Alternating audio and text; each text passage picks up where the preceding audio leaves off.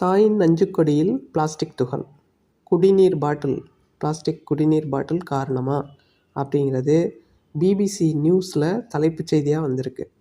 இதை படித்த உடனே நம்ம அதிர்ச்சி அடையலாம் தேவையில்லை. ஏன்னா நம்ம காலையில் ஆரம்பித்து நைட்டு வரைக்கும் செய்கிற ஒவ்வொரு செயலும் பெரும்பாலும் பிளாஸ்டிக் பொருள்களை பேஸ் பண்ணி தான் இருக்குது.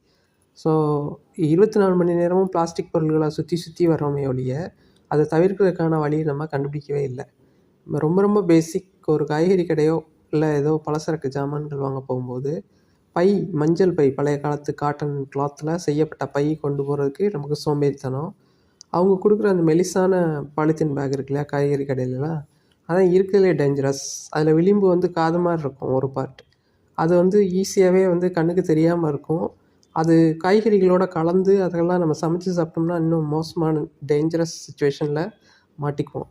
அதனால் நம்ம கொஞ்சம் கொஞ்சமாக எடுப்பில் 100% நம்ம முழுசாக பிளாஸ்டிக்கு மாற்று கண்டுபிடிக்க முடியாது.